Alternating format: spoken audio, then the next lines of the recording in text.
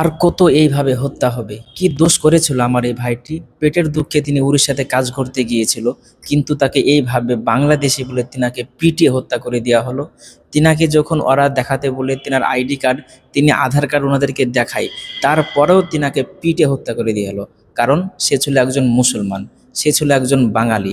এখনকার এই দেশে বাঙালি হওয়া অপরাধ, একজন মুসলমান হওয়া অপরাধ। কেন?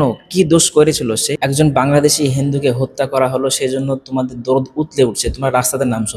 নামও, কোনো সমস্যা নাই, কিন্তু তোমার নিজের দেশের একজন মুসলিমকে, সংখ্যালঘু একজন মুসলিমকে হত্যা করা হচ্ছে, এই জন্য কেন তোমরা রাস্তায় নামছো না? এই জন্য কেন তোমরা বিচার করছো না? এই জন্য কারণ সে মুসলিম, সেই জন্য। আর এই গদি মিডিয়া ভিন দেশের একজন হিন্দুকে পুড়িয়ে মারা হয়েছে সেই জন্য গোটা দিনমান দেখাচ্ছে এই নিউজটাকে, কিন্তু নিজের দেশের, নিজের রাজ্যের একজন ছেলেকে পিটিয়ে হত্যা করলো এই হিন্দুত্ববাদীরা, কিন্তু এই নিউজকে একবারও দেখালো না তারা। আর পরিযায়ী শ্রমিক ভাইদের উপর আমার একটাই অনুরোধ, আপনারা যেখানে থাকবেন একটু সুস্থ থাকবেন এবং একটু দেখে শুনে কাজকাম করবেন। সব দিক কান চোখ খোলা রেখে কাজকাম করবেন আপনারা, ইনশাআল্লাহ। আপনাদের জন্য দোয়া রইল।